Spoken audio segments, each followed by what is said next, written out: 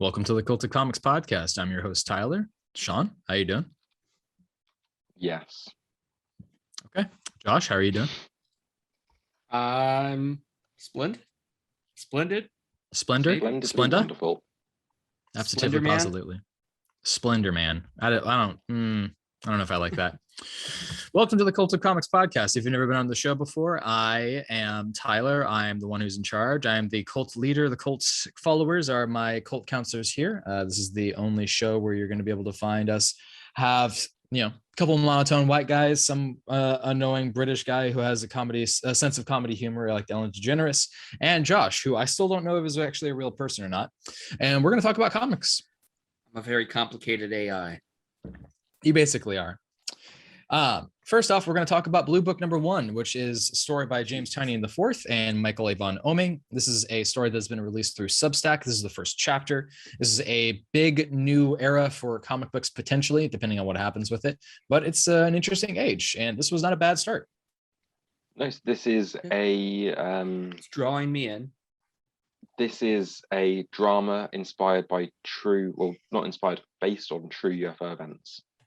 Oh, right. You mentioned that sightings. before. Okay. Yeah, this is not fictionalized. Everything is based on the facts from the case.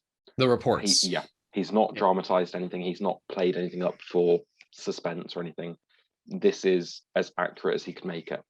Which is impressive considering that this kind of did that already and it did a good job. This is part of the reason why he couldn't publish it through Image or an existing company, because no one really wanted a documentary on UFOs. Which I don't know if that's necessarily true, because I actually find this interesting. You need the sales hook though. You need he's been doing Department of Truth. Yeah, this spun out of Department of Truth. This is stuff he came across while researching things for that. Yeah. Couple things from that, because he is the Eisner Award winner this year for Best Writer. He's been writing some of the best stuff that's out there. He almost won Best New Series, I think, this year. Yeah. Makes me think that Substack is just going to be like the subpar stuff that didn't quite make the cut. Cutting room floor comics. Because Donny Cates stuff he's been working on for like well over a year now. Yeah, but I mean, like, this is maybe just to fluff up the numbers and say, okay, now I've got one more series that's coming out. This is Bad Opinions, Josh. Thank you, Josh. Anyways, hey man, I've got some pretty on point stuff. Do you though? Just because you noticed some good things. Hey, Josh, what did you spot that nobody else spotted? Okay, congratulations. You can point things out and you pay attention to little details. Doesn't mean that your opinions are good. It could be worse. You could be Sean over here. Hi. You could think that Pirates 1 was a great film. Anyways, I didn't say great. I said very good. Pirates of the Caribbean or like the Pirates porno? Yeah, obviously the Pirates porno. It was better than the second one. Yes, it was. Listen, those films are hard to make. There's a reason why they're $120 to buy a DVD. Holy shit, you had to pay $120 for those? Yeah. No, I never pay for porn. No, I would never, ever. Somebody had to pay for it for all of us to get it. That's absolutely true, unless they're just a mystical hacker. Josh, anyways. If you want to see a truly bad movie, watch Pirates 4 and 5. Yeah, I can't disagree with that. Yeah. The first one is like a very good pirate movie. It's a lot of fun. So thing that I will say about this is that even though this is just 10 pages, this is told in a way that is very captivating. And I think that Michael Avon Oeming does a better job in stories like this than most of the other stuff that he's done with Bendis.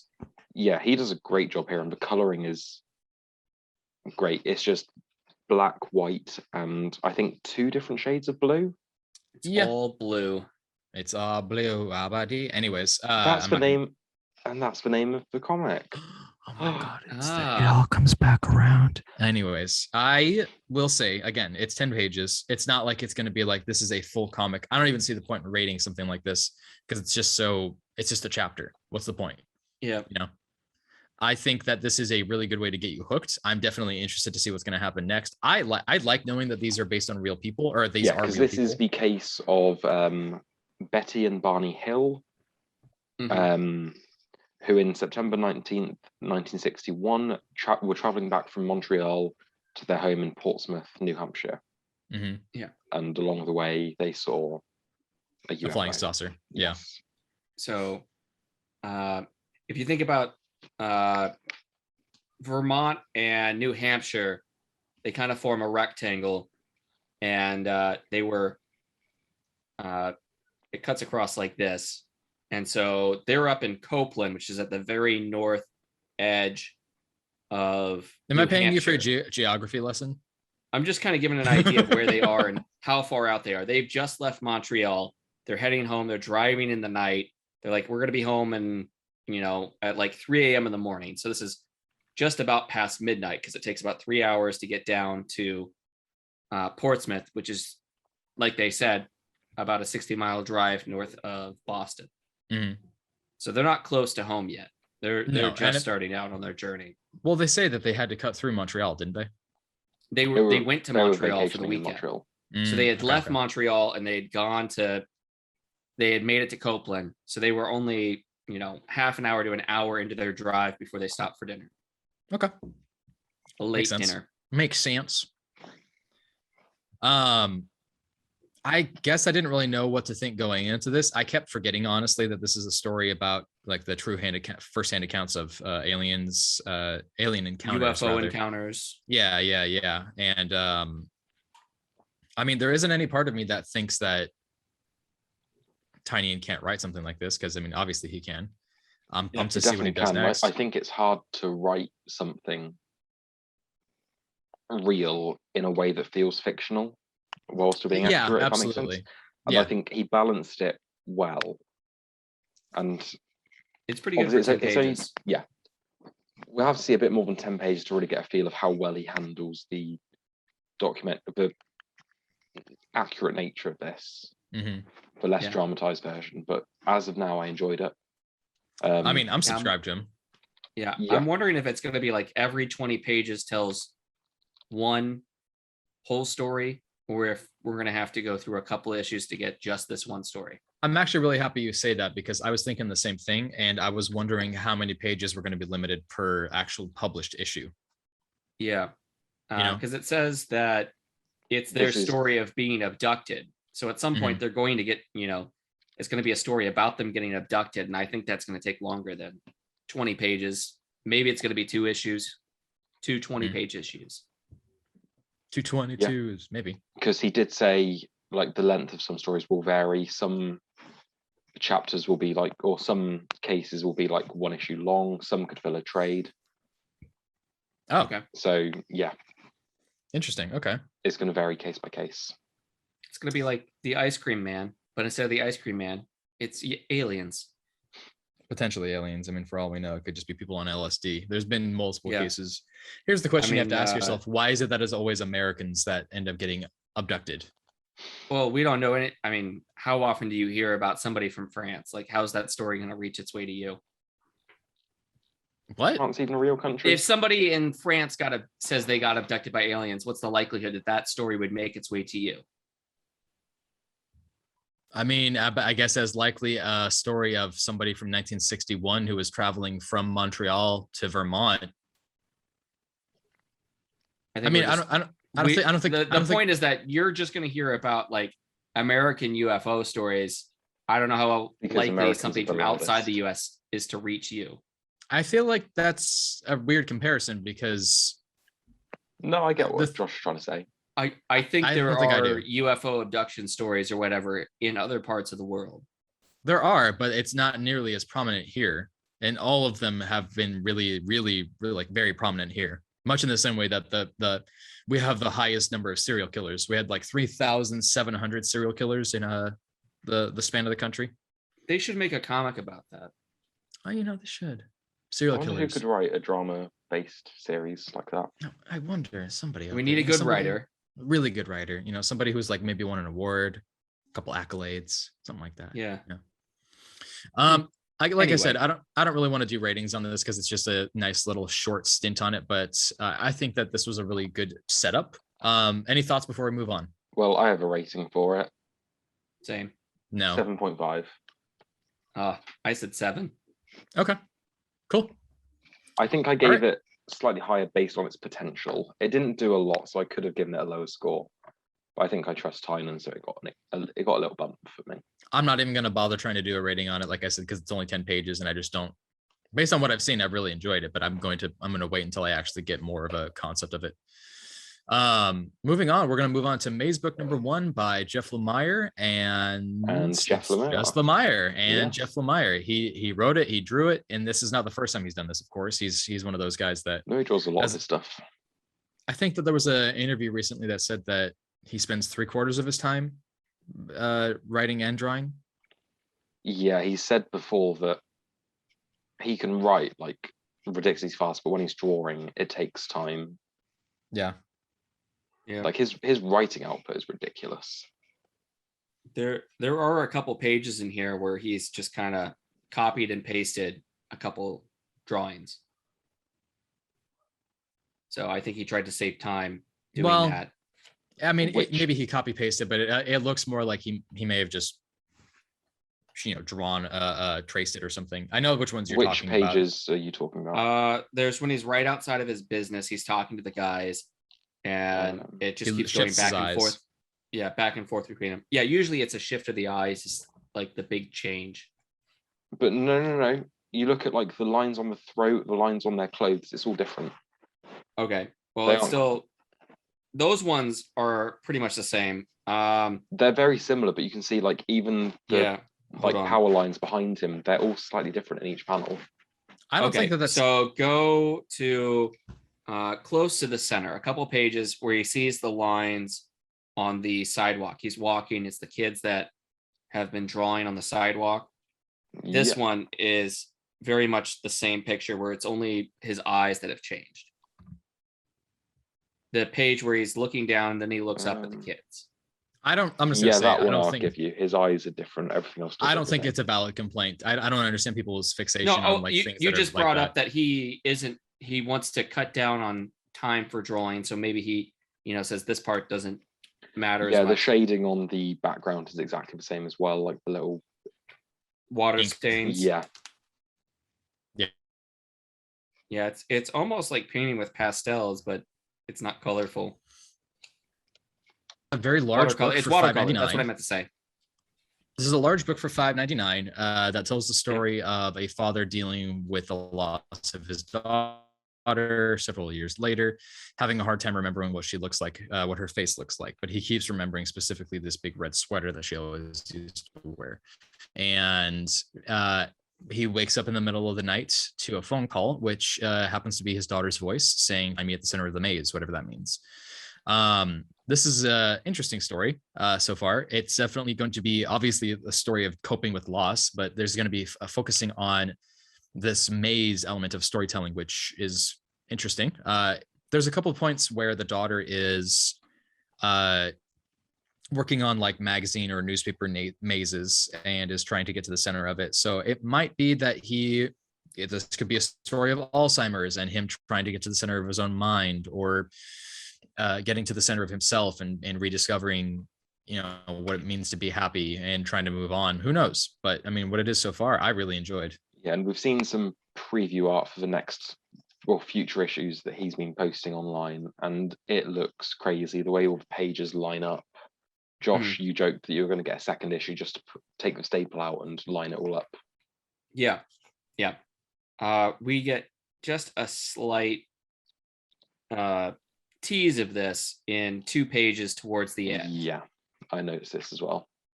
Where he's second time he's at the construction site, and he says, "But something is changing now. I can't see it all yet, but I can feel it."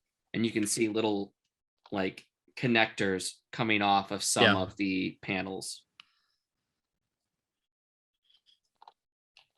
I really like this. I noticed those too. I think the writing in this was really effective. Yeah, absolutely. I feel his loss. Like, it was heart-wrenching. I think that there's a couple points where it felt like they were trying to drive home the feeling of loss. And I think at one point I remember being like, okay, I get it. But I still felt for this character. I feel bad for saying that, but I feel like there could have been a point maybe where they could have ended the book differently, or they could have introduced the phone call earlier. I mean, this is a really long issue in the first place, and it wasn't challenging to read. It was very easy to read, but I don't know. I guess I felt like it kind of dragged in certain parts, but at the same time, my own criticism of that, it's weird because I like I said, I got through it super fast. I was very surprised at the page count to feel like I went through it as fast as I did. Do we know? I feel like the reason why they be the same length. I have no idea. Also, this is a limited series, isn't it? I believe it's a 5. Okay, yeah. So I mean, I wouldn't be surprised if it's just Are these pages extra thin, or are they doing like the the next page is slightly printed on the page before it? I don't know. Is I put the page down, you shouldn't be able to see through it, maybe, but I can see the image of the next page. Oh, Sean, do you have it digitally? I have it. I have ordered a physical one, but hasn't arrived yet. Okay, so say like for this page right here, if you go to that page, can you see anything like in the background, like it looks like the next page maybe? Give me one moment.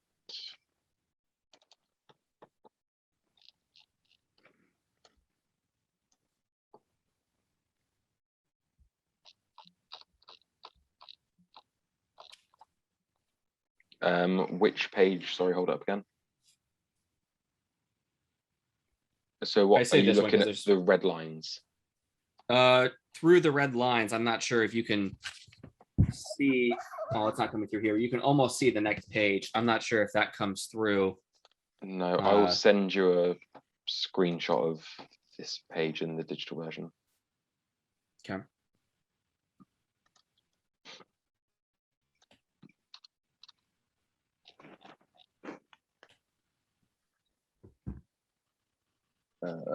Okay, it's sent to the chat now. No, I guess it isn't. Maybe it's, yeah. No, it's not coming through here. I think it's just I'm actually kind of seeing through the page to the next. I can see the ink from the other side of the page, which is kind of odd. These I guess seem it's like very bright white page, and then the next scene's very heavy in blacks. Yeah, well, I can see that for most pages. So that's just coming through pretty well. I'll let you know when I get my physical version, and then you might have received a misprinted issue then, or something. Just heavy ink. It would be a shame if it was printed on cheap paper. Yeah. This isn't the first time that we've seen a book that has a sad tone with it be mostly black and white with a heavy use of black inks to kind of capture that emotion with it, and then use maybe singular colors to highlight certain features. I mean, we've seen that in films too. It's just interesting to see it in this. I guess because I don't know necessarily where this is going, but I'm very intrigued, and that's what you're supposed to do with an issue 1 is get me hooked. Yeah. And this was $5.99, a lot of pages, cardstock cover. So it's pretty good. So it's quite good value for a book. Yeah, I don't mind it. I honestly could care less about the price when it's something that's like of good quality and it provides this kind of page count. Yeah. If you pick up this, I want to know your thoughts. Tell me what you're feeling with this. I'm not quite hooked after this long of a first issue. Okay, tell me. I mean, it's just all right. Like, I mean, I can kind of feel the depression this guy is feeling, but I'm not like, oh my God, I need to read the next book. Like, okay, I'll wait for the next book. I'll get it, I guess. I think I let myself be slightly more easily hooked because I know what, like, we know what Jeff Lemire is capable of. Yeah, and we've seen all the crazy maze layout he's got for the next few issues. Yeah, so I feel like I feel like I've let my anticipation of that sort of again bump the score of this one up higher than I might have done had I not seen all the preview artwork. Okay. Yeah. And that brings us up. Sorry, it does kind of strike me like kind of like an independent, quiet film where the guy is just going through the motions and just that malaise of just And yeah, this might be I'm like just the going to opening work. 15 minutes or something. Yeah. Waiting Yeah. for things to kind of kick into gear. Okay. Well, what do we want to say for ratings then? Like I a gave it- 7.5. Yeah, I gave it an 8.5. I'm gonna give it a 7. I'm still interested in seeing where it goes, but I definitely think that it's got potential to be good quality. I think that I'm a little worried that it's going to go in the direction of how Ascender ended, which was weird, man. Kind of just ended. La la Yeah. la la la. But isn't It's Ascender just, getting a I don't know. third I was really series? disappointed with how that ended. Ascender's No. getting a third series, yes. If that has been announced, then congratulations for not putting it in our news episodes. Let's have a look. Yeah. This is the first time hearing of that. I could have sworn I remembered hearing something. It got like a one shot You're before fired. the ending. I remember Didn't reading it? it was like a 6-issue mini to wrap it up. I'll find it. Let's move on to the next thing. All right. Let's move on to Ordinary Gods number 3 by Kyle Higgins and Felipe Watanabe. I forgot I read Thoughts? this. Yeah. Like I was looking at the list for this episode and I was like, shit, I still need to read Ordinary Gods. And then I was flicking through it and I was like, no, I read this. Yeah. I think it's a little better than previous issues. Like it's making a little more sense. Yeah, I liked how we got some more of the quote unquote real world stuff, like from the gods, like outside of the prison. Yeah, because the sort of the Earth stuff is the fake world, so the real world stuff is the weird god fantasy land thing, which is a weird thing to say. Future, like it's got some future technologies, but it's still stuck in like medieval times.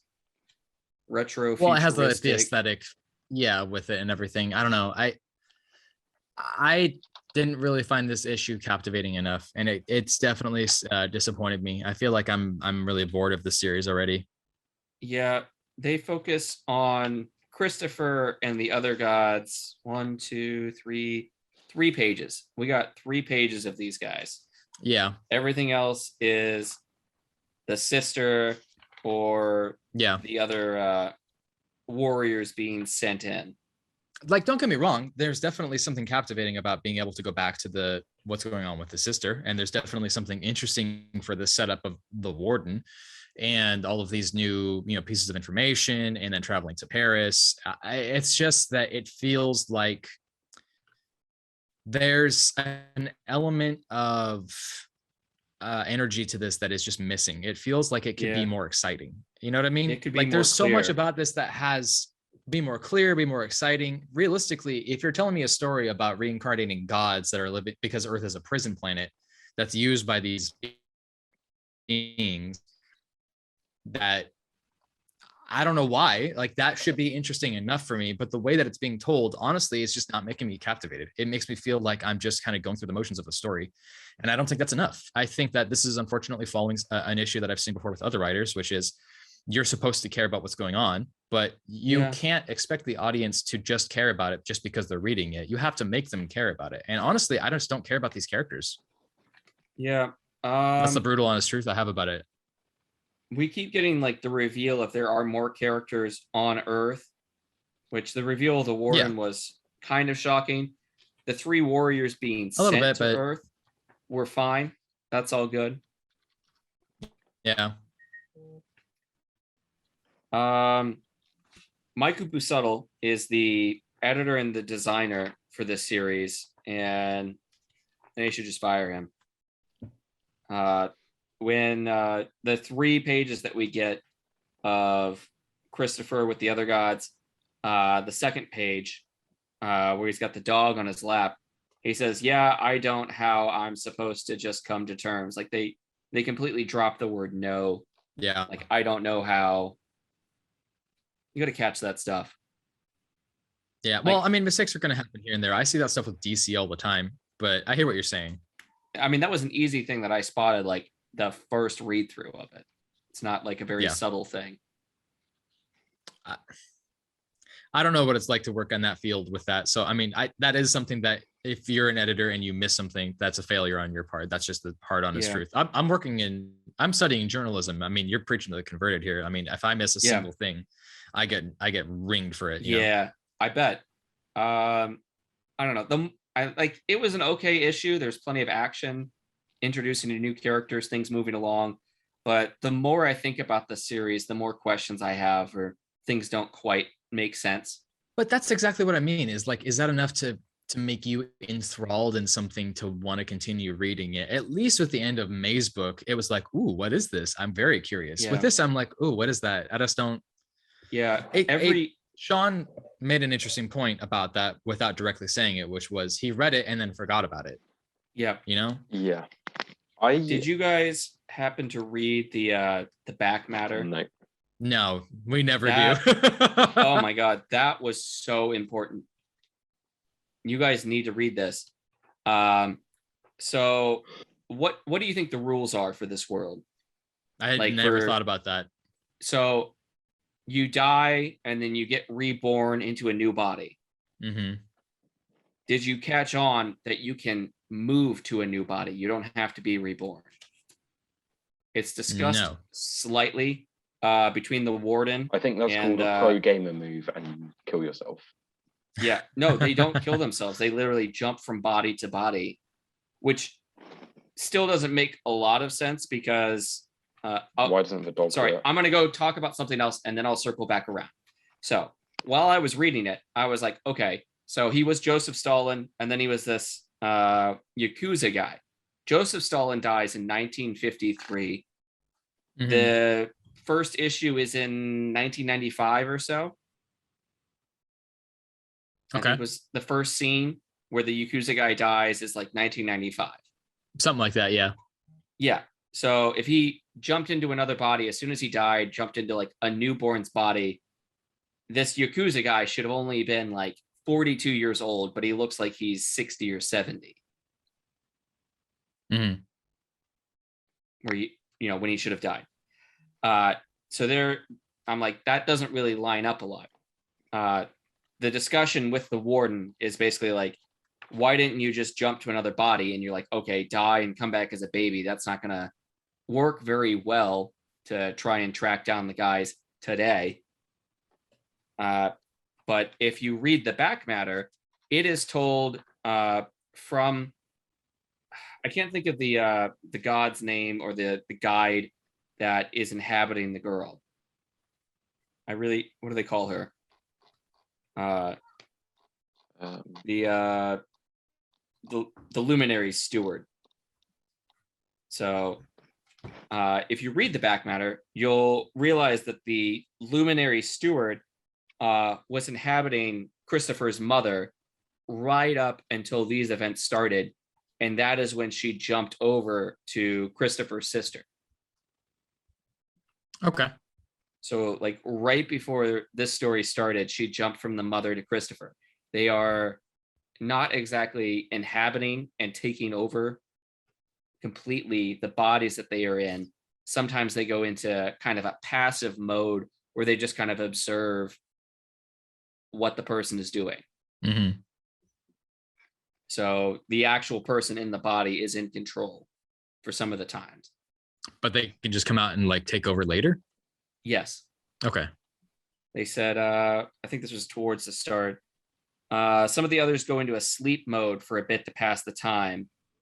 I'm going to stop you. I'm just going to stop you. I'm just going to stop you really quick because I think that this is actually making me more frustrated because, I mean, why do I need to read the back matter if I'm reading the story? Like, why is that something like, unless they read, like I think that's what I'm trying to get at is this is something that should have been explained to the story because those rules weren't apparent. Yeah, like, exactly. If this is how the rules work, I guess you kind of need to get born into the world to jump into the world. Yeah. But these three warriors, as soon as they get born in as babies, they can just jump to another body.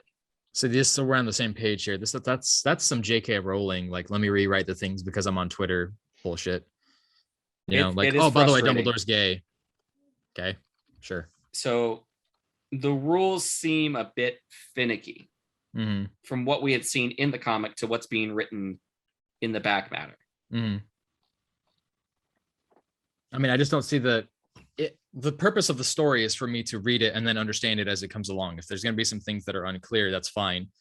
I just don't think that, I mean, and there's nothing wrong with making some small adjustments or including bits of information here and there. I mean, Hickman does entire pages spreads of just info dumps. I mean, that's a thing that happens, but I don't see myself continuing this series based on everything that's happened right now. Right now, I'm just not excited about it. I think it's okay. It's lukewarm at most times.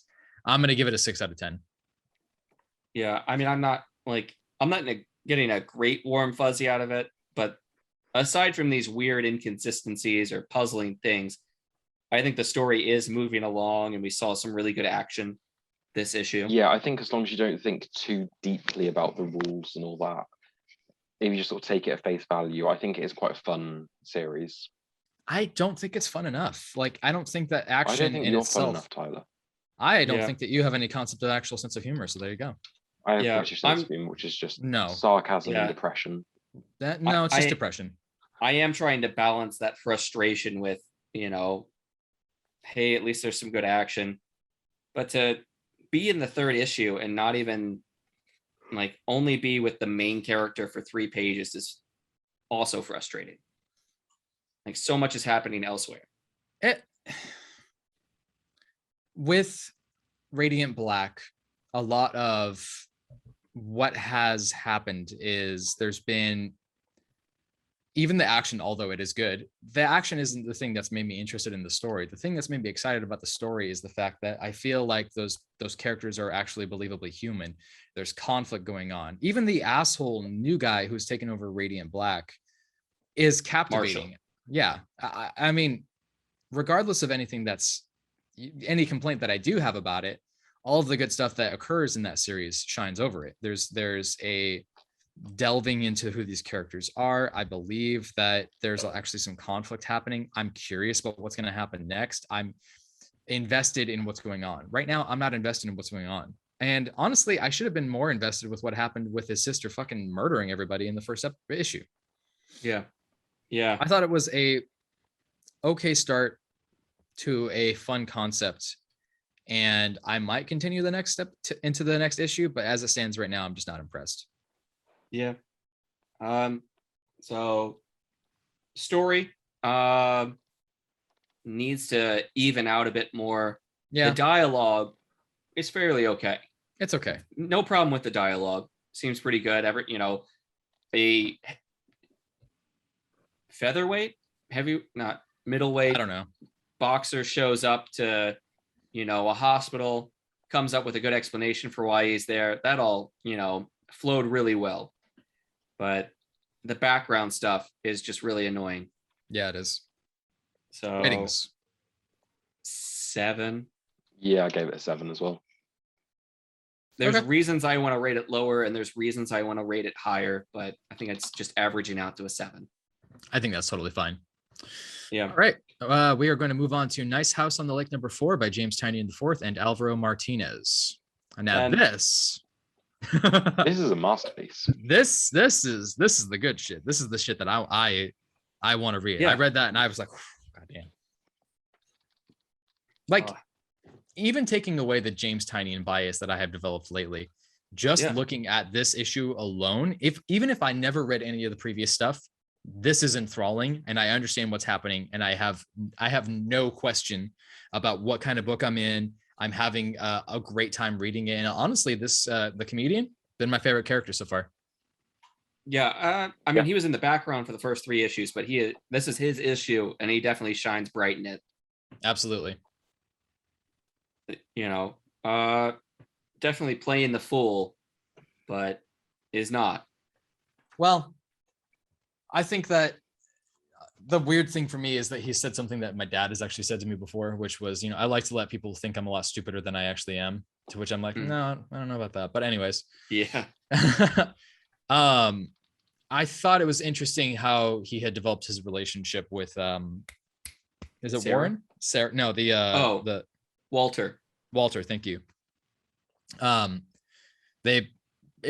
They had said that they had hung up before the bar, right? But it was like at the bar that as it opens up, that was the moment that they started like actually developing the connection. Yeah. I thought that was interesting. Walter has found somebody interesting.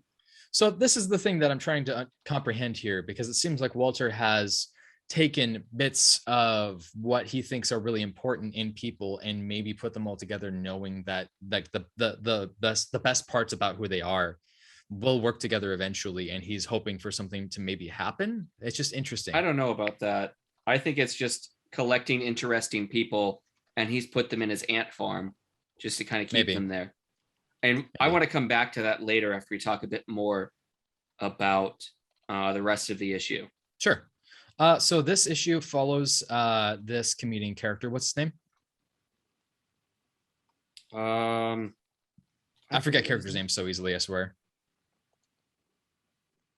Sorry, which character are you after? The comedian. Oh, the comedian. I really haven't been able to keep track of any of his characters' names.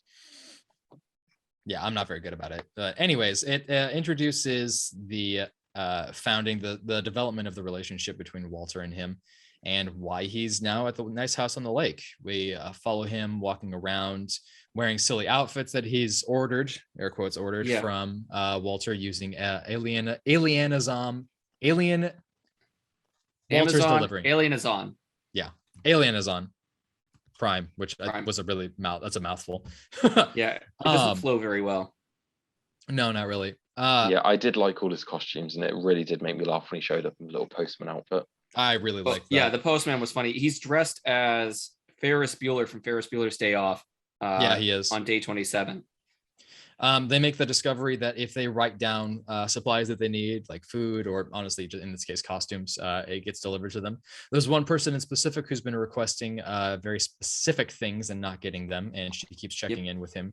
And we discover that she's been requesting a handgun with some bullets, or a razor blade. We should start from the beginning. Yeah. The whole issue has just been this one character keeps coming out. She's like, has anything arrived for me? No. And it's really more specific. Yeah, it's like you need to be more specific. You need to make sure like it's crystal clear what you want. And it really builds up mystery of like what is she asking for? And like you find out she's really depressed. And you kind of get an idea of where it's going. Yeah. But then it fully gives you the breakdown of what she wants. Yeah, and that's very depressing. Like she's requesting her husband, becoming more and more clear over the time, wanting, not just her husband now, her mom, her dad, alive. Give me my fucking husband back, Walter. The first 8 days, she's just begging for her husband back.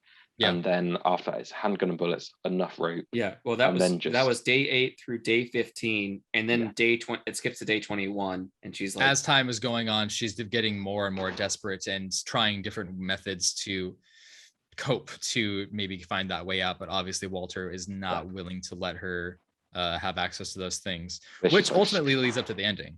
Yeah, but just like the way it was written was just straight razor, straight razor, straight razor, straight razor, straight razor, straight razor. She was just so broken by that point.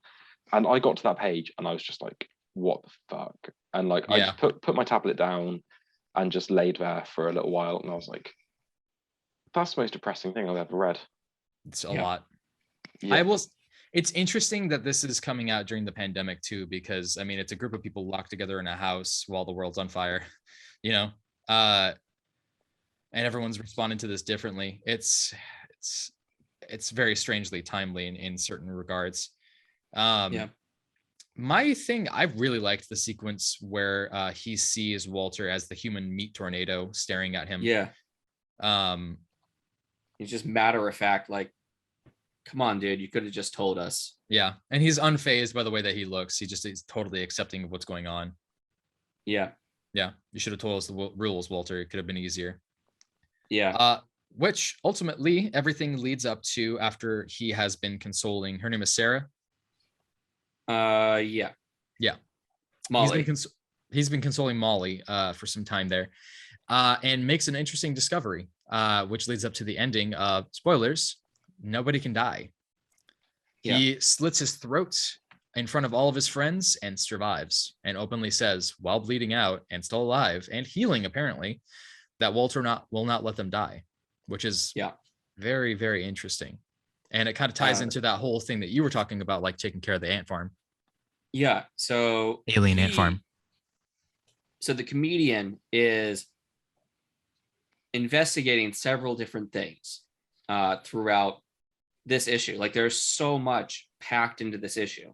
So he's asking everybody, one, how did you get here? What was your mode of transportation? How did you arrive? He finds Sam's book from issue 3, where he had gone around the perimeter and investigated more. So now he's like, number 1 was trying to find out how people got there. Number 2 was like, everybody has a piece of the puzzle here, and we need to start working together. Number 3 was, Molly's dilemma. And yeah. So he gets up on the table, he addresses everybody, he says, you know something, we need to start working together because this is the shit we're dealing with. And then he slices his throat. So he comes to the realization that nobody can remember how they got there. So somehow he was like, I was packing and then I was here. I don't remember traveling here or anything. Yeah. So are they even their real selves is what I'm thinking. Do we know they're not just copies of the people, or are they even on Earth? Maybe they're just in some little bubble somewhere. I don't think that this is a question of, but we got to remember, are they the real? There was one of their friends who wasn't able to make it, and he's the one Walter's got locked up in that little house thing. Yeah, like the backup people, like in case it doesn't work with these people, we thought he was going to be the artist. So if this artist doesn't work, we got this other artist on retainer. I mean, maybe, but it kind of strikes me more that maybe he's created this secondary plane somehow that's removed from everything, and that's why people lost memory. I mean, it doesn't make any sense to me that there would be like these would be copies of them or something, Yeah. Well, also we have no concept of time here. Yeah, they were, well, day and night still come. Yeah, but that's like the only measure that they have realistically. So they also don't have access to the news, somewhere. Yeah, the world's on fire. Yeah. Yeah. I feel like one of the things that made this work really well, outside of the fact that like there was a little bit of a mini mystery, is every time that there's an introduction of the depths to these characters more, you also get a better glimpse at these side characters as well. Like it's not just, hey, let's focus on this one guy. It's focusing on everybody, but the highlight is the main person of that chapter. The interplay between that character and a bunch of other characters. Yes, absolutely. And I think that it makes the story more interesting as you go along with that. There is a lot of things to love about this series, and I don't know if it's my favorite one right now, but it definitely is the one I'm excited to read. I think this is my favorite one. Is it? My favorite issue or the series? Yes. Series. I look forward to the series. Right. It's one of those that I look forward to every month. I think every issue has been a masterpiece, but this one, it made me laugh, and then it gave me one of the most depressing pages I've ever read in my life. Seriously, yeah. Made you laugh, made you cry, made you want to write a suicide note. I think it's impressive. Tyne's really showing he can write all these different kinds of characters very Absolutely. Well. Yeah. Like, he's writing such drastically different characters, and they all have their own unique voices, their own unique personalities. I really like that. Like, I usually read something and I have a complaint about wishing for something to be different or if something could be added, but I don't have that with this. Every time I read something new from here, I have one complaint about the series. Do tell. And it's that I don't know what any character is actually called. But I think that's the same issue of I have a hard time remembering people's names in stories as well. But Walter's going to be the easier one to remember because he's the guy who brought them together. The only character I remember. Apart from that, it's the comedian, the artist. It's their titles. And I think that might be what they want you to do. But we also see mentions of their names each day. Yeah. And then they have the opening panel. Yeah. I just want to draw attention to David's list, the comedian's list of all the stuff he wanted. So we get to see it, and it really did make me laugh. Yeah, we see it before we see everything that he's asked for before the list goes out.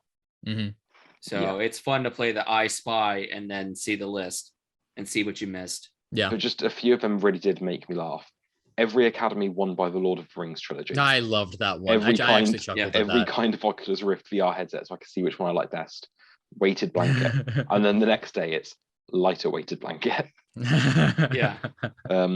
Every piece of clothing Leonardo DiCaprio packed for his last vacation: Viagra, fleshlight, sexy underpants. It's just pushing the limits, seeing what's going on. A suit covered in exclamation points, a suit covered in question marks, a suit covered in smiley faces, mailman costume, monkey costume, astronaut costume, a monkey in an astronaut costume. Yeah, I loved that. That was great. Yeah. Every Nerf gun I had as a child. Yep.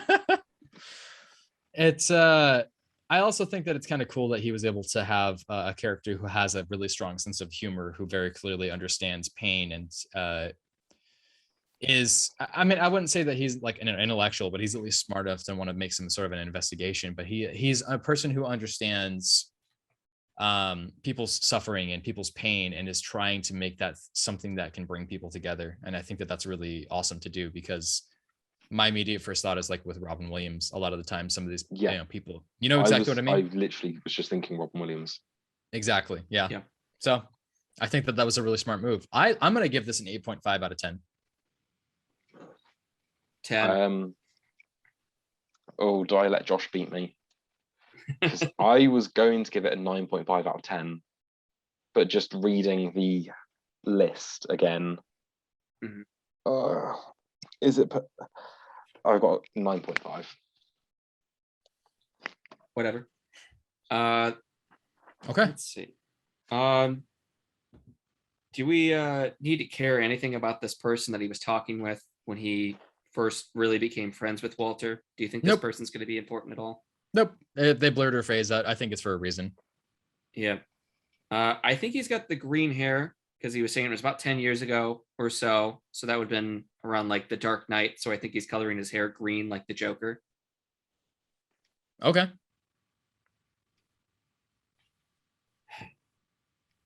So these guys can't die, but maybe, I'm trying to figure out all of these introductions that we get where it's almost like this wasteland. Everything's gone to shit, however long it has been since the start. If it's been a year or 5 years or 10 years.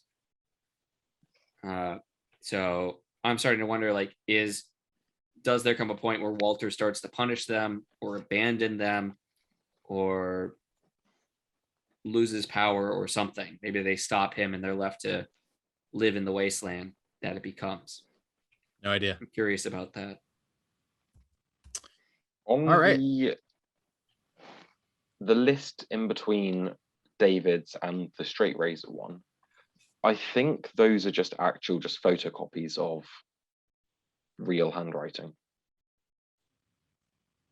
Maybe. Especially the one that says seeds for red peppers, tomatoes, string beans. That looks real. Yeah. It's not all the same handwriting. No. So.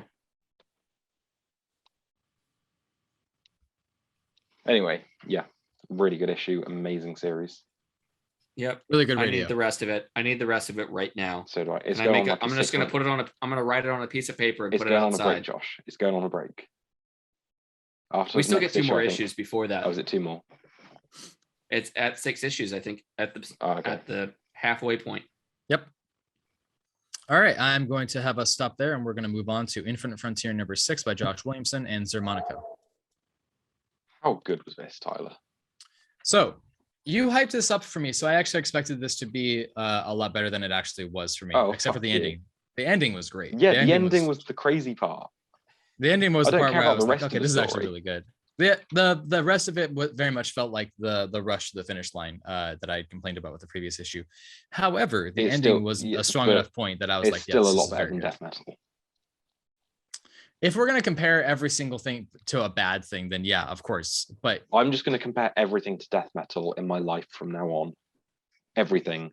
Breakups, car accidents, comic book events. Gets into a car, runs his car directly into a tree. Well, it could have been worse. It could have been death metal. Exactly. Yeah, fair enough. The police officer taking a statement is just like, what? Oh God, he's got a concussion. I will say this: it was really nice to see Xermanico take over this issue and just take the whole thing over. And I just talk about the best panel in this issue. After I kill you, I'll finally destroy Earth Zero. Dick, Jason, Tim, Stephanie, Cass, Duke, Damien. They are the names of my son's children, and I have failed them. How good was that, Tyler? It was okay. Fuck you. It was just okay. Williamson does a better job of his character than Tom King did. I'll be honest with you. That sequence did. I think Tom King kind of ruined it for me, to be honest with you. Williamson's doing his best to fix it. I'm really not even joking. Like, I love Tom King, but like everything that he did with Thomas Wayne from that alternate universe, just it was. I don't understand it. I still don't understand it. Like, why? He showed up. Doesn't make sense. He showed up 15 issues away from the end of this run. Yeah, and suddenly he was working with Bane to fight his kid. Like, what? Huh? Makes no sense. I get that he was trying to do something different. Just it hit me so much. He was like, oh. I just didn't care about like what was going on with that. And now I just characterize Thomas Wayne as like a villain almost. And then this, and I'm like, okay, he's trying to make him come back, but I'm having a really hard time seeing it because of how Tom King wrote that character. And how editorial wrote that character. I'm just gonna say it, like, knowing that if I never read that Tom King run, I would have read that and I would have been like, that was great. I know that for a fact, and I hate that I know that, and I hate that that scene was ruined for me. That's the honest to God truth. I know that, and I acknowledge that that's why I feel that way. That's the thing that pisses me off. I really liked what happened with Darkseid. I really enjoyed. Again, it's just that issue that I feel like it crunched too much. 6 issues felt like it was a big rush for what was going on with this. I get that they were doing that. It felt like too much of a rush for me. I like when Joshua Williamson takes his time. You know what I mean? But the end was just crazy. It was. I'm not taking away from that. I am saying Darkseid freeing. Like, he had the Black Lantern ring. He destroyed it and he freed. Who's the top one again? What? In the panel of people he's releasing from a prison. Oh, let's see here. There was the actual death representation. What was his name? Necron, and then there was Eclipso, the Upside Down Man, and it's the big. Oh, the guy with the horns. Yeah. I can't remember who that is. I did know it, but I can't remember. Give me a second. Yeah, it's a character that was shrouded, so I was really confused by that. No, I mean, that was. Again, it was really cool to see all of that. And I also thought it was really interesting how they had Flash get, transferred back to that old school Earth One style time period. And I don't know what that means. I mean, it's the multiverse 2. Yeah. Very strange. And we have the return of Pariah. Yeah. Is this Earth 1985 that Jeff Johns hinted at? No, we see it here. Earth Flash 1. I've never even heard of Earth 1985. That's as news to me. No, this was in Doomsday Clock where Jeff Johns was like retconning all the timelines. Oh, he was like, we had Earth New 52, we had Earth 1985, which hasn't been seen since, which was like the pre-crisis Earth. Sure. I'll be honest with you. I mean, as the overall series, I was a little bit surprised at how much they just packed together in 6 issues, but I mean, I still enjoyed it for what it was. I mean, I'm going to give it around a 7.5 out of 10, honestly. Give me a second to find out who it was. I will not give you that. It was the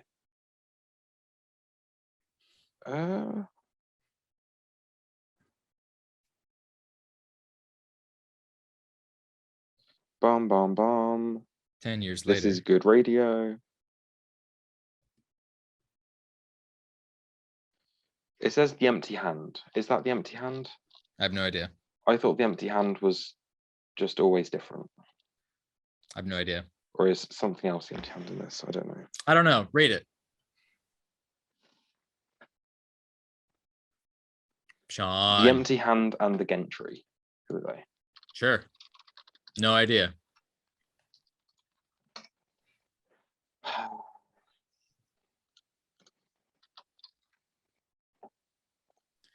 Really looking forward to editing all this out. Yes.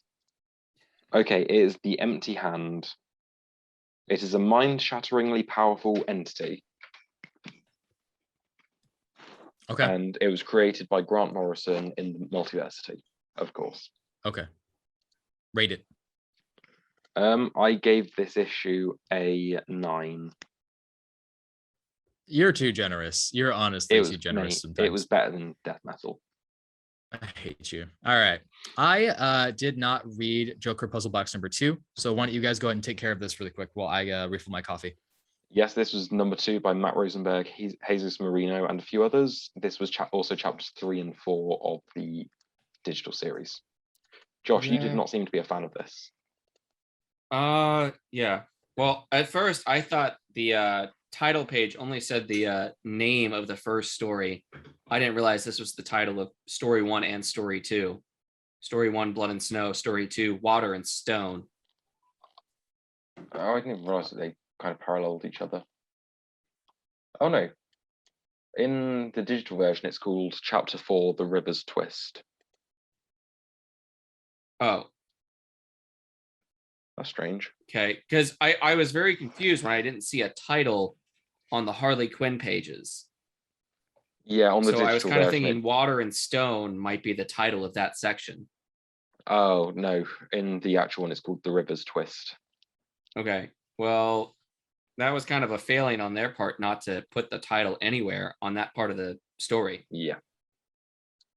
So I don't know what Water and Stone have to do with Black Mask's story. I don't know. Yeah, because in the digital one, it just says next issue, Water and Stone. Yeah, that's weird. Yeah, I don't know. But then I mean, I don't to the end of the issue, it says next issue, River's Twist. I don't know. Oh, yeah. So at the end of the second, it says next, who works for whom. So that's digital where it says next issue is blah, blah, blah. Yeah. Because here it doesn't say anything at the end of the first story. Huh. That's strange. Yeah, like I said, that's kind of annoying. Yeah, but then at the end of the Harley Quinn bit, it says to kill a robber or to rob a killer. And then you have the little GCPD section. And then it says next, who works for whom. Yeah. I appreciate this story's trying to do a detective story, but I just don't find it very compelling. And it seems a little all over the place. Okay. I like the first issue. Yeah. At least for both of these stories, you know, the stuff going on inside the precinct is focused mainly on Black Mask and Joker. So those are somewhat connected to each other. So the thing I didn't like about the first story, it's kind of doing that whole thing with Department of Truth where it's just a bit rough. But there's certain details that I can't figure out because it's too rough. So which bits are you looking at that you're struggling to? About page 5 or 6, where he says the mask stays on. He set some stuff. He set some stuff on the table, like they weren't. It doesn't look like they were really carrying anything with them, but suddenly he's got I think he's picking up food off the table. Yeah, like he's trying to eat a cookie or something. But he leans over to the ground and there's like a pile or something on the ground, like he'd been carrying that. Or maybe that, yeah, I don't know what's going on here. Like it's just too dark and not detailed enough to really understand what's happening. Yeah, I do see that because it's not there in the previous page. And then suddenly there's just a duffel bag there. Yeah. So he brought the cash to pay them, but I'm just going to take the cash with me. Yeah, and then Two-Face shows up in Russia. Yeah, and he expects Two-Face to show up like he knows they've been followed. But I don't understand how he gets Mr. Brill to put a second mask on and say nothing. I don't know much about Black Mask. I don't really know a whole lot about him either. So he gets Mr. Brill to put a mask on and hides in the shadows while he shoots Mr. Brill, and then he shoots Harvey Dent. And that's basically it. We don't even see really. I guess the artifact is this thing that looks like a cell phone. No, that was that was a cell phone to talk with Harley Quinn.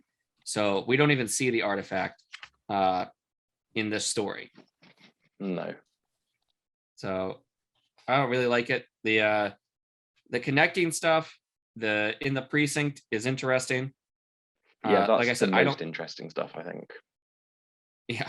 This is pathetic. You learn this from watching Wire reruns.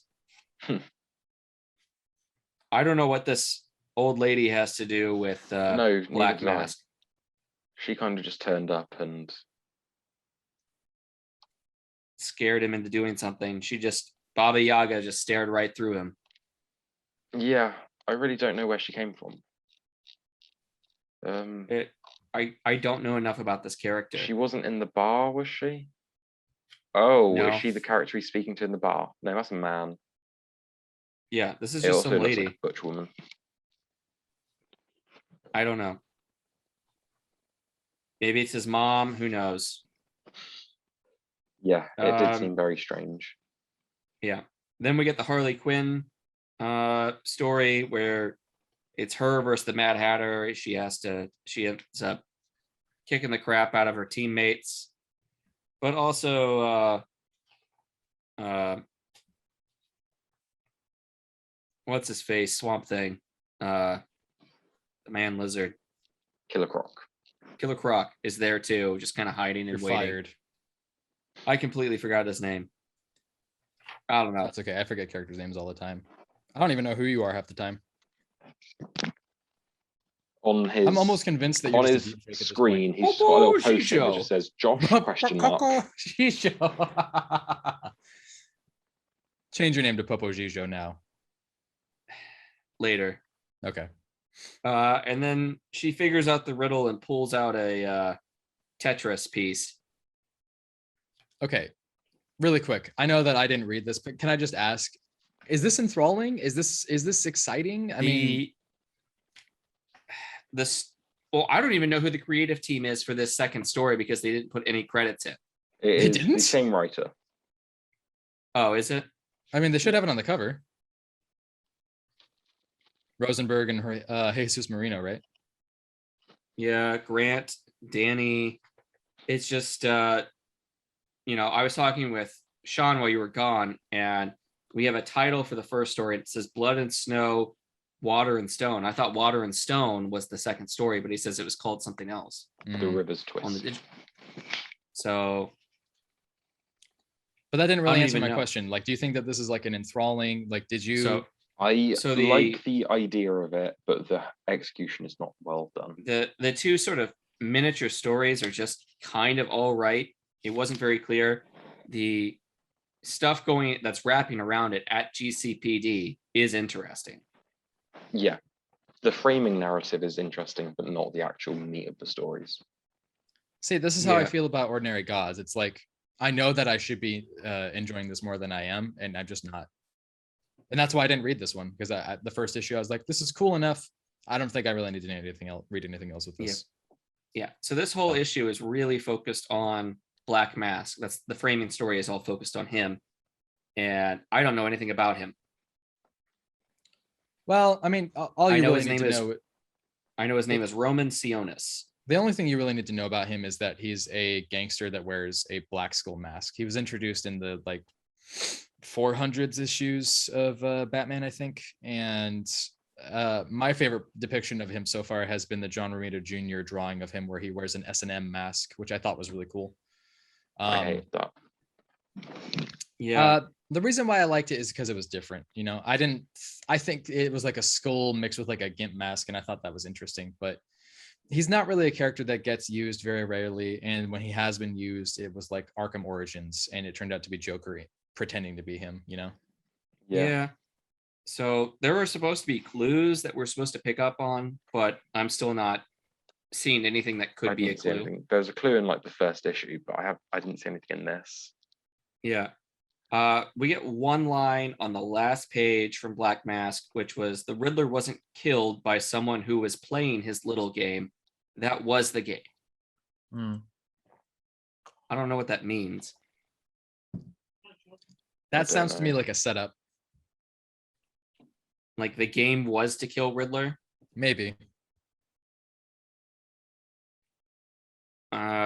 Just based on what you're telling me, at least. I don't know. I like Matt Rosenberg. I just didn't really like this first issue, so I'm kind of happy I didn't pick up the second one. Yeah. I don't know. I'm sorry to hear that you guys aren't like involved with it. Yeah. The concept is cool, and I'm all for more detective-based stories. If I knew what the rules of the game were, maybe I'd be more into it. But at this point, I don't know what I'm looking for, other than the things that we spotted in the first issue. But I don't know. Yeah. All right. I would love to hear your thoughts on like what would you rate it right now? This was like a 6 of 10. I gave it a 6 as well. Yeah, I don't really blame you guys. I will say this again: the first issue had some points that I really enjoyed, but I just don't think it was enough to keep me going. And I don't know. Maybe I'll pick up the second issue if I'm feeling like it. I mean, I'm always down for something to read, but I don't know. Yeah, like the black and white and blood. I might look at who's writing each of the issues. It's all Matt Rosenberg. What the stories. Oh, is it? Well, then I'll look at who the stories are supposed to be about then. Yeah. Or maybe I'll just go digital. Yeah. Maybe I'll find the digital copies. Yeah, because that way you're paying half the price for the book at least. All of them should be out by now, right? The story should be complete. Number 7 is out so far, digitally. Aren't there 7? Is it 12? No, I think it's a 7. How many is the physical running to? I think it's 7. Physical is 7. Okay, so it should go. That means there's going to be 14 digital chapters then. Okay, cool. I'm just having a quick look on. Yeah. I feel like there should be more digital chapters out by now. Probably.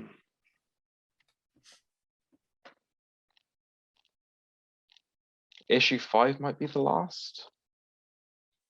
Maybe. Because the description for it is, it's all coming together with the Riddler's treasure hunt complete. The villains must gather to assemble the mysterious box. Okay. Which sounds pretty. Yeah, your face kind of tells me that where you're making that kind of scrunched like, whatever. Yeah. That's the rating is. I gave it a 6. I know. I mean, it's not terrible, obviously, but I mean, it's just not like the most exciting thing in the world. Should we move on to Batman 112? Go for it. All right, this is going to be easy and quick. Batman 112, James Tynion the fourth. Jorge Jimenez, and this is leading up to the last issue of Tynion's run. It's going to be issue 114 is his last one? Yes. No. Okay. Preemptive, bless you. Preemptive, bless you. Is it 116 is last one? Oh, yeah, you're right. My bad, because issue 14 is the last issue for Joker. That's what it is. So this is continuing the Fear State storyline going on. It's Batman coming out of the grasp of Scarecrow and coming together with the Oracle. And apparently Peacekeeper's kind of going on a bit of a rampage. Oh, no, 117 is his last one. Thank you. I feel like I don't know why this is like what pops into my head immediately, but the entire time I'm reading this, I'm thinking to myself, this artwork is so good that it makes me feel actually like less frustrated that I know that this is ending, because this art is such a delicacy. I feel like I'm being spoiled a little bit. But that being Jimenez is going to be the ongoing artist carrying forward as well. He is. He's just going to take a small break, and that's totally fine. He's taking a break for an arc, which will probably be 6 issues. I am excited to see how that's going to go. I'm less frustrated now that I've had some time to, get over that Tynion's hopping off of it. I think that this will be a decent ending wrap up for him to do. So. I think that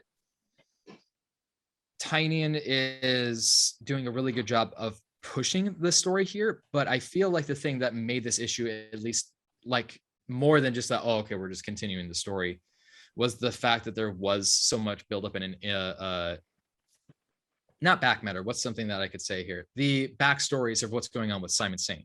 You know, the television commercials, the buildup of why is this happening. And Tynion does a really good job of allowing things that are happening in the backgrounds to be a part of what's important to the story and makes you understand how things have kind of come to this point. Yeah, he's putting all the pieces in place. So when it comes to a big culmination at the end, all the pieces are there. Absolutely. I can't say that this is the best issue that I've read of his works right now, No, but it was still really fun. it was fun. Yeah, it's just weird you had an alpha issue, and then the very next issue is still just more setting up. You know, a lot of that I think is because this Fear State event is going to be something that spans over into a lot of the other Bat Family books. You know, they're talking about what's going on with Poison Ivy. Now she's Queen Ivy, and because she's missing a part of her, they're figuring that out in Catwoman. I don't know if Harley Quinn's dealing with that in her book. She will be. Probably. There's a lot of I read it today and I forgot how it ends in this issue, and I'm not really happy with that.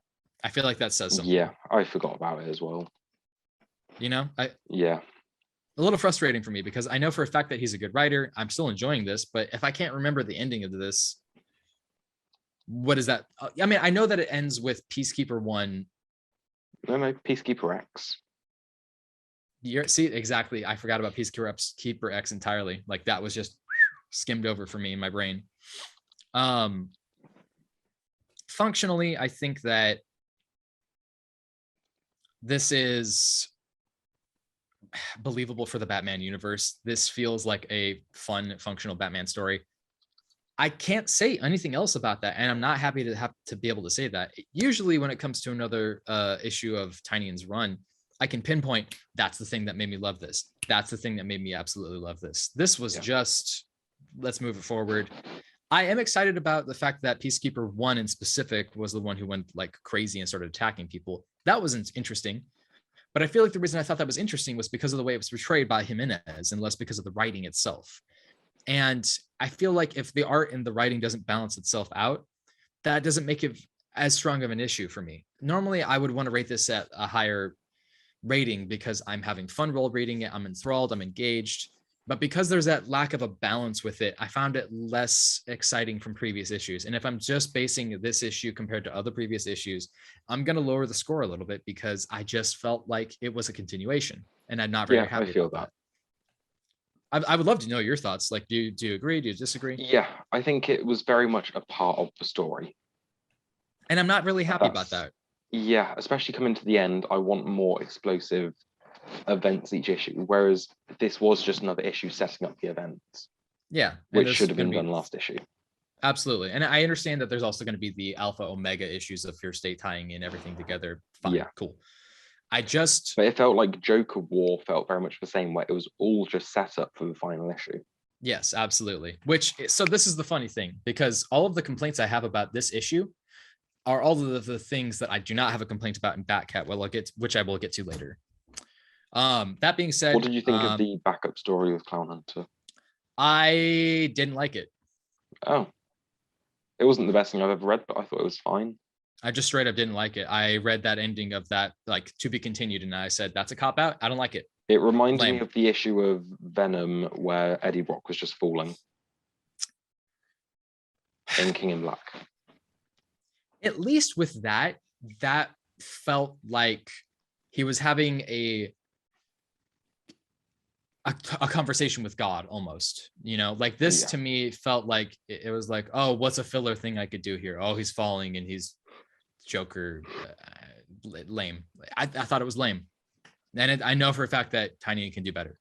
So not very happy with that. But the backup story wasn't written by Tynion. Who wrote it? Brandon Thomas. That surprises me because I really like Brandon Thomas. He should just stick to Aquaman. I'm excited for The Becoming. Yeah. I'm just gonna give it a rating of 7 out of 10. It's moving it along. I don't really have any major complaints to make me hate it. I definitely don't have anything about this that made me fall in love with it, but still fun. Yeah, I think 7.5. Okay, fair enough. It was, yeah. All right, let's do shout outs. Do it. Do it. Sean, go ahead. I have the Me You Love in the Dark #2. But wait, did you get a chance to read Deadbox #1, Tyler? Mm-mm. You dickhead. I have the Me You Love in the Dark #2 by Skottie Young and Jorge Corona. It was an improvement from issue 1. Still a very simple story, but I think what it did well. We did get a glimpse at the Beast in this. Okay. And it is very... is Lovecraftian the word? It is very graphic and maybe a bit John Carpenter as well. Okay. Like The Thing. I don't know. I'm going to send you guys a picture of what the monster looks like as it's behind. Don't even bother, because I'm actually going to read it probably here in my Oh. free time. But I think the reason why I've been avoiding reading it is because that first issue was just so okay. Yeah, again, I think it is telling a very simple story. It is your typical Beauty and the Beast kind of haunted house story. I kind of skimmed through it at the comic book shop, and it felt a bit dialogue light. Like there should have been more dialogue. There's a lot of just pages of art, but I think the art is very beautiful and it's paced in a way that kind of tells the story. Okay. Yeah. I know it's Fair only enough. a 5. If it was longer, I think maybe there's not enough to keep me here long term. Sure. But 5, I liked it. I would like to hear more about your next shout out, which I think is going to be that Daredevil exciting. #34. Yes. Yeah, this is still great. The cover for this issue was especially great. It's like a stained glass window effect. Oh, okay. I think I saw that. Yeah. Yeah, Daredevil's constantly been one of the best ongoing superhero books I've been reading. Like every issue delivers on the promises of the previous issue. Okay. And it's still telling all these interweaving plot lines. I think we had 3 different plots going on in this issue. And it manages to balance them all in a very effective way. And I think Daredevil is Zdarsky's best book by a big margin. I forget, when is he hopping off? The series is ending in 2 issues and then leading 36. into that. Yeah, then leading into that The event series I sent you the other day. Yeah, the event. I can't remember Okay. what it's called though. Zdarsky event. Let's see. Devil's Reign. All righty. Any other shout outs you wanted to mention? I also read Deadbox #1 from Bolt Comics by Mark Russell. I won't say too much about it because you're going to read it, but it's interesting. It's not as funny as his work normally is. It seems it seems a lot more straightforward. Okay. Straightforward, is that the right word? Because it's a very strange story. What is in? I don't even know what the story is. It's this small town, and It's Stillwater. This girl works at a gas station that's got a red box in it. That's what they're called, isn't it? The video rental things. Yeah. Oh my God, this town has a red box. Someone even calls it a dead box in this because it's so outdated and antiquated. Oh okay. Yeah. But yeah, this little girl just rents around. They mentioned that like they've never heard of the movies in there, and she's like, "Oh yeah, my dad like picked them up. Like I don't really know where from." The little girl like watches it, and it's this really weird alien movie. I don't even know how to describe The Ring. It's got 2 different stories in this issue. One is like the movie story, and one's the real world stuff. And it's just very strange. And then like her dad, at the end, you see her dad, who's like clearly cursed or something. It's very weird. I enjoyed it though. Is it any good? I enjoyed it. Yeah. Sorry, I started asking that when you said it. Josh, what about you? What are your shout outs? All right. So you and I both ordered Godslap from Moist Critical, but your copy hasn't come in yet. Nope. So we paid what, like $8 for this? I paid the $5 and then the shipping fee, but so yeah. So it was probably about $8. Meh. This comes across as like, I had the words for it earlier. an early script. It comes across as like the development script. It's not a polished or finished piece. Yeah. Like it still feels like there was supposed to be more work done on this. And Moist Critical being a YouTuber who's decided to make his own production company, and he's a jackass who's known for just doing random shit. He did a song with a metal band once. Like, yeah, for all the money he has, I assume I think he should have put more time or money into this. I'm sure he made plenty of money off of this if he's selling tens of thousands of these. I mean, I didn't buy it thinking it was going to be gold. I bought it knowing that it's going to be a meme, you know, like I expect it to be kind of bad. Yeah, but for how many pages was this? 14? It's like 14 pages. That's it? Yeah, 1, 2, 3, 4, 5, 6, 7, 8, 9, 10, 11, 12, 13, 14. 14 Jeez. pages with 6 pages of back matter.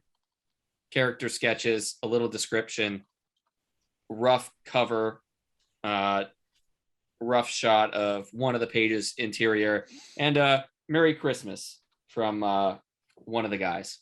Okay. So kind of weak. Not really impressed with it. I feel like they should have taken it more serious if they're going to do something like this. I mean, it's a book about people who bitch slap other not people, even, you know? Not even that. Like, they've got the power to slap anything, so they slap bullets back at people, or like it's kind of like an anime manga sort of feel. The art style is kind of a manga style.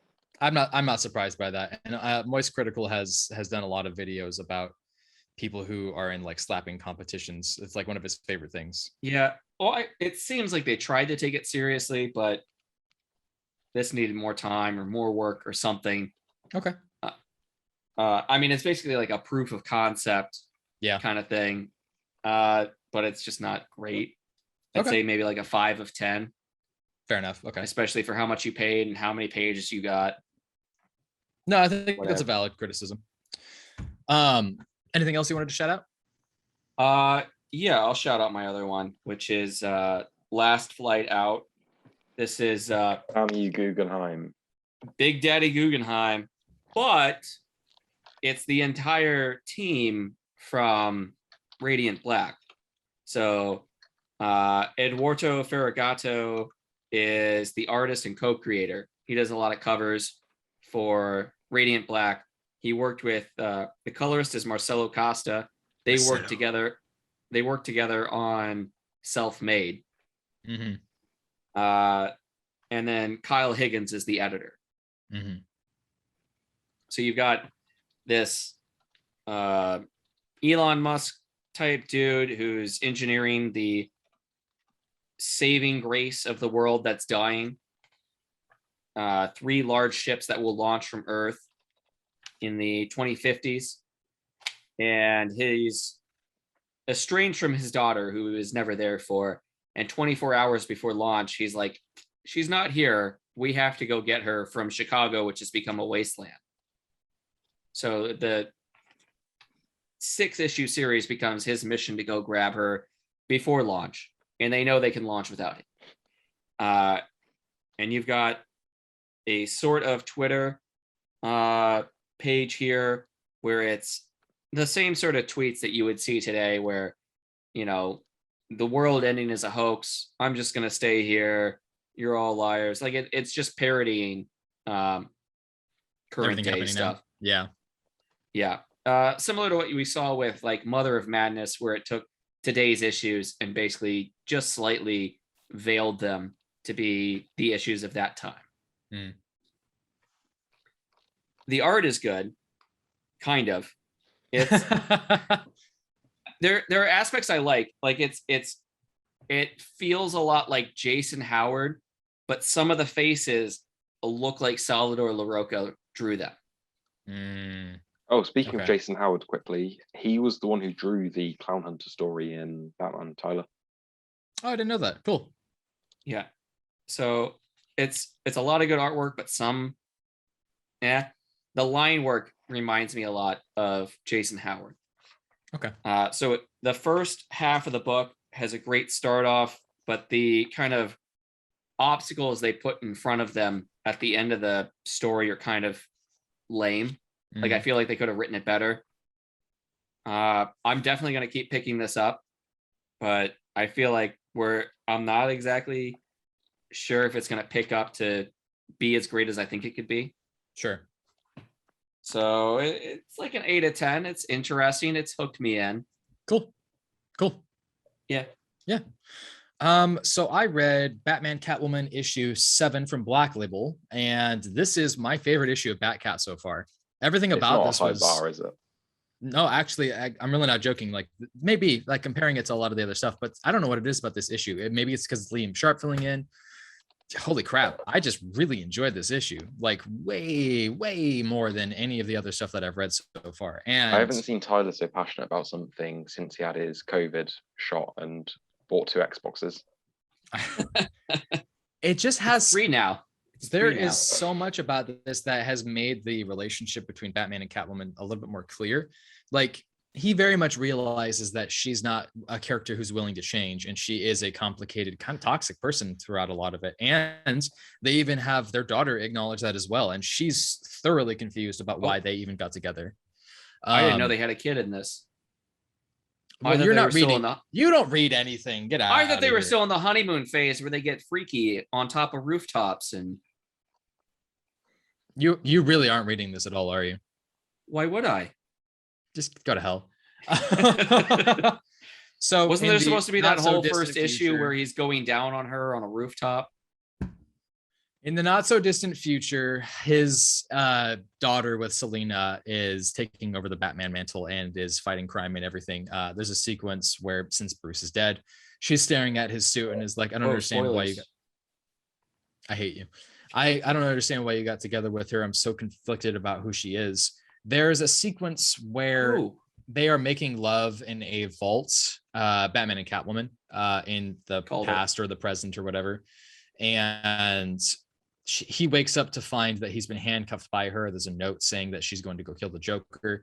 He gets out of the vault by pulling a needle that he keeps in his foot, and then slicing his forehead open and then covering himself in blood. And he fights an entire team of SWAT team. And it's just fucking badass. Like, even taking away that sequence, which I just thought was really cool. There's a lot about this that is experimental in a lot of the art style. Liam Sharp is really well known for that. There's scenes where there's like a halo of color behind their daughter, who's, I'm assuming she's Huntress in this. I don't know. I'm just going to call her Huntress right now. Their daughter, she's Batwoman. Is she the Batcat? Yeah, that basically. Yeah, the real future Batcat was the friends we made along the way. I hate you. There was also a really interesting scene where Dick Grayson, as the leader of the GCPD, goes to collect Selena Kyle for the arrest and murder of Joker.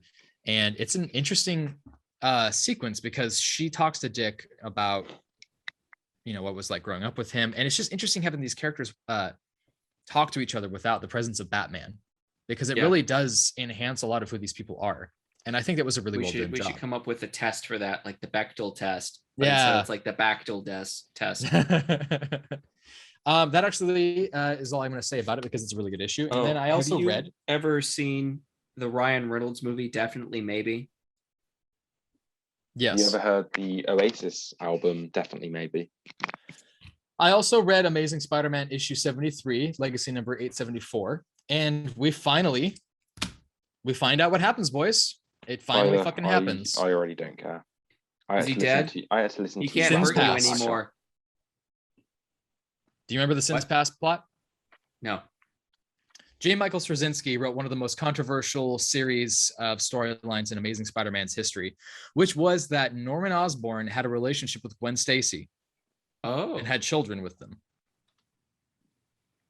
Yeah, that phase tells me all you really need to know. This is retconning that and explaining that, for one thing, Harry Osborn has never came back from the dead.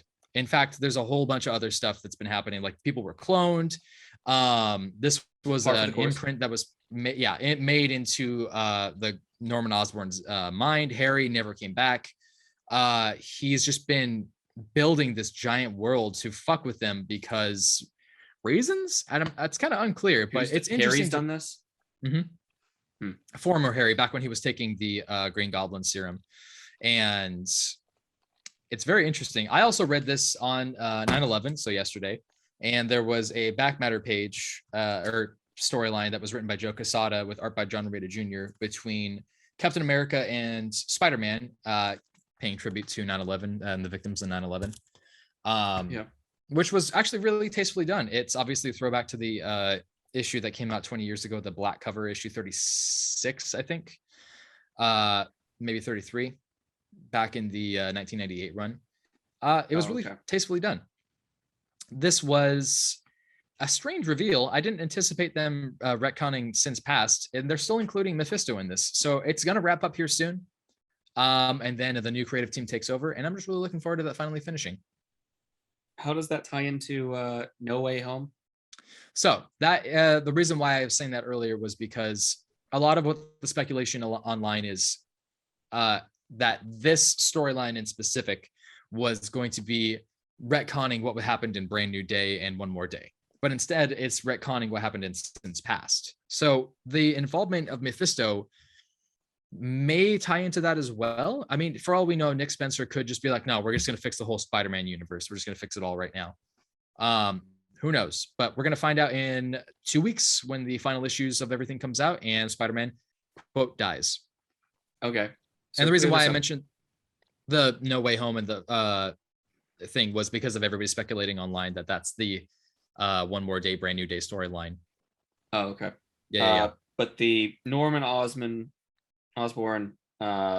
Gwen Stacy. So Norman Osborn was a clone. Did they? No. It like they never had kids, or no. Norman Osborn wasn't the clone. It was Norman Osborn was basically hypnotized by Mysterio, who was hired by Harry Osborn, who was under the power and influence of the Goblin Serum, to believe that he had developed a sexual relationship with Gwen Stacy, had children with them. Those kids grew up because of cloning abilities of some kind. Most likely because of the Jackal, who has a weird fixation with Gwen Stacy, had them grow up and age too fast. In this issue, they revealed that they died at a very young age. He had to perfect the cloning mechanisms to make sure that they would live for a longer period of time.